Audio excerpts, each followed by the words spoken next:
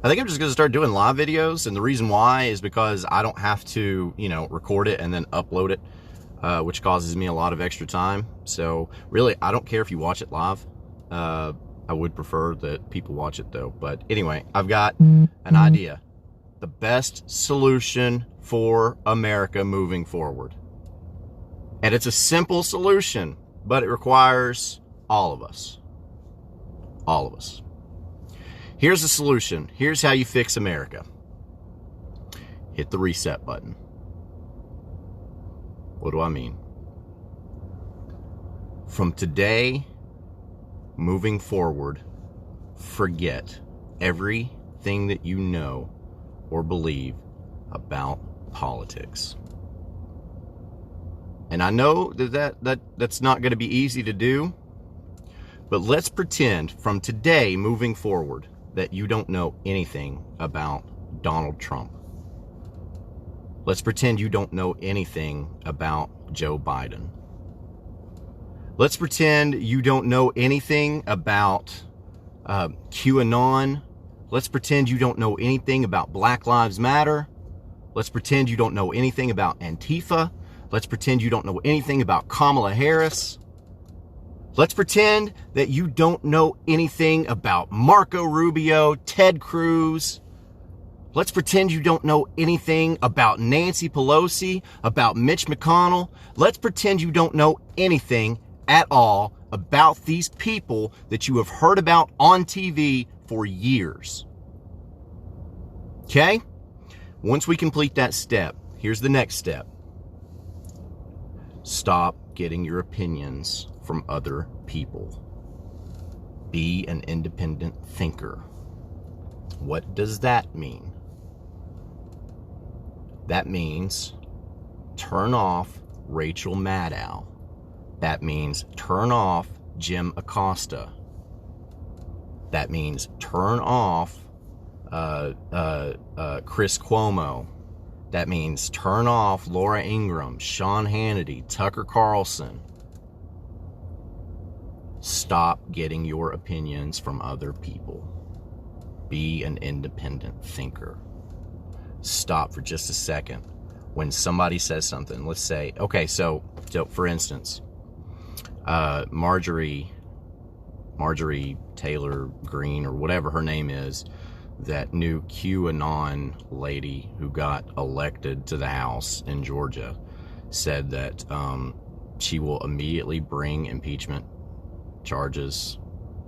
impeachment charges against Joe Biden on the 21st. So here's what we do. When she does this, we look at it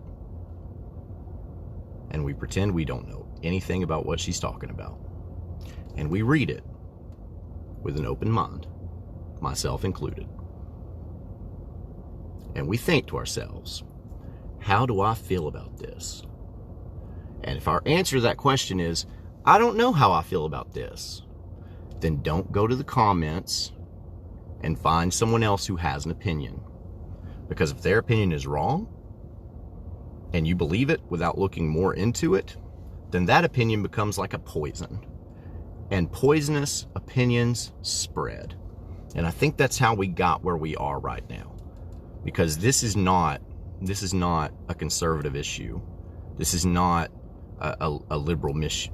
It's not a liberal issue. This is an American issue. And I don't know if it was the prominence of social media that did it or what, but we have become a society that feels like we have to have an opinion on everything. And a lot of us don't have enough information to have an opinion on something. So what do? We run to the comments. We see what everyone else's opinion is. And because we are a society that wants to be accepted by others, a lot of the times we will look and see what the most told opinion is, the most voiced opinion is. This is called the bandwagon logical fallacy, meaning that the popular choice is the correct choice. Sometimes the right choice is the unpopular choice. And we need to realize that. Reset your opinions. Pretend you don't know anything about Joe Biden. Pretend you don't know anything about Donald Trump. And then every single thing that happens in the next administration, this Biden administration, sit back, watch it, and say, how do I feel about this? And if you don't know how to feel about it, go get more information on it. And by more information, I don't mean go see what everybody else is thinking about it or saying about it. I mean, go you yourself, go get information. Read the facts of whatever it is. If something gets passed in Congress and Senate and gets signed into law by Joe Biden, go read the actual law. And if you don't have time to go read the actual law, go to a news site that will lay out a summary of it. And when you go to that news site that lays out a summary of it, go to a second news site and see if they lay out the same summary. That way, there might be an important detail that's not in that summary that's important to you. So you can go see if another news site is. And since a lot of people don't understand trustworthy news sources versus non-trustworthy news sources, my opinion is go to Fox News, read their summary of a news article, not an opinion piece, a news article with facts, and then go to the polar opposite of that. Go to MSNBC and read their article on it, the news article, not the opinion of it. Because the truth is, folks, we don't have to have an opinion on everything. We don't have to. And despite what you may think, because I am vocally opinionated on things, I don't have an opinion on everything. I'm an extremely indecisive person. And sometimes people will come up to me and say, okay, well, what do you think about this? If I don't know anything about it, I just flat tell them, listen, I don't know a lot about that. If you want me to look into it, I will. Because that's okay. It's okay not to have an opinion. And we have too many people who have really strong opinions on things that they don't know a lot about it. And this became apparent to me yesterday. I was watching the live feed of the House vote to impeach Trump yesterday. And I'm reading the comments. And these people are so mad that they are voting to impeach Trump. And they start saying things and having opinions on these things that, listen, I don't want to seem like I'm judging, but really, honestly, in a world of reality and facts, these opinions were very, very ill-informed and embarrassing. And these people had enough confidence to tell everyone their opinions, their ill-informed opinions, in front of everybody. And I can tell you that 85% or 90% of the comments with opinions were from people that I could tell just by what their opinion was, had no clue what they were talking about. Had zero idea what they were talking about. You know, I'll give an example of this. Just one example and then I'll go, because I don't want to keep this long. Because the main point of it, I didn't bury the lead. The main point of this video is in the very start. So if you didn't make it in time, go watch the first minute. And then, really, that's all. Okay, the rest of this part is just supporting my argument. So they vote electronically on these devices. The House did. They voted electronically. Their votes were in. Okay. So then members, staff members of the people who voted went up and announced publicly what their vote was. You know, there's some guy up in there that says, that's bullcrap. Somebody else shouldn't be able to read the vote. Why? Why? The vote had already happened. The vote had already happened. The announcement of the vote is just for record keeping. It had nothing to do with the actual vote count.